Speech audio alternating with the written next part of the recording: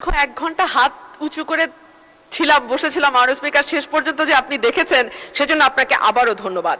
আজকে 94 নম্বর তারকা চিহ্নিত প্রশ্নটি আমার ছিল, সেটি স্থানান্তরিত হয়েছে, কিন্তু কি কারণে স্থানান্তরিত হয়েছে জানি না।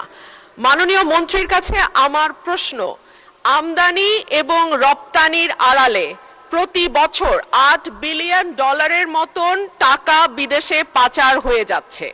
মাননীয় মন্ত্রীকে আমাদের বলবেন এই ধরনের পাচার বন্ধ করবার ক্ষেত্রে বাণিজ্য মন্ত্রণালয়ের কিছু করবার আছে কিনা, যদি থাকে সেটি কি, এবং এই ব্যাপারে সরকারের কোনো উদ্যোগ আছে কিনা। ধন্যবাদ মাননীয় স্পিকার। ধন্যবাদ মাননীয় সদস্য। মাননীয় মন্ত্রী।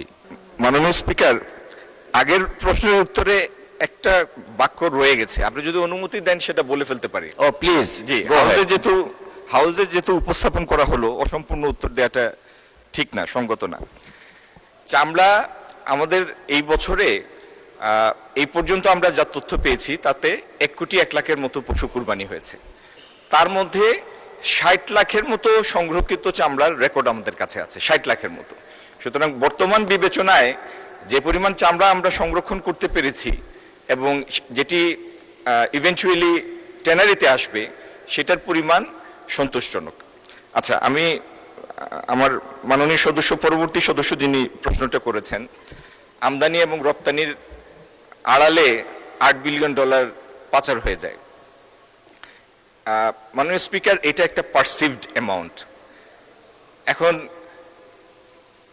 আমদানি রপ্তানির আড়ালে আমদানির অনেকগুলির মধ্যে টেরিফ আছে, সেই প্রাইস ফিক্স আছে, অনেকগুলির মধ্যে পিএসআই আছে, প্রিশিপমেন্ট ইন্সপেকশনের ক্লজ আছে। যদি এই প্রিশিপমেন্ট ক্লজ এবং টেরিফ ভ্যালুর বাইরে কোনো পণ্যের মধ্যে যদি এরকম কোনো দুর্বলতা থাকে যেটিতে বেশি পাচার হয়ে যাচ্ছে, এটি একটি স্টাডি, গবেষণার বিষয় মাননীয় স্পিকার।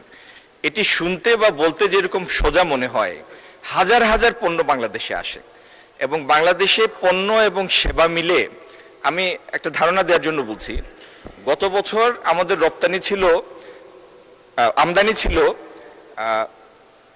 67 বিলিয়নের মতো। 67 বিলিয়নের আমদানির মধ্যে এবং 55 বিলিয়নের রপ্তানির মধ্যে, তার মানে প্রায় 130 বিলিয়নের আমদানি রপ্তানির অর্থনীতি এই দেশটি। এটির মধ্যে পিন পয়েন্ট করে বলা যে ঠিক অমুক প্রোডাক্টের মধ্যে অর্থ পাচার হচ্ছে, এটা বেশ জটিল একটা বিষয় এবং একটা গবেষণাধর্মী কাজ। মাননীয় স্পিকার, এই ব্যাপারে আমরা সচেতন আছি, আমরা স্টাডিও করছি।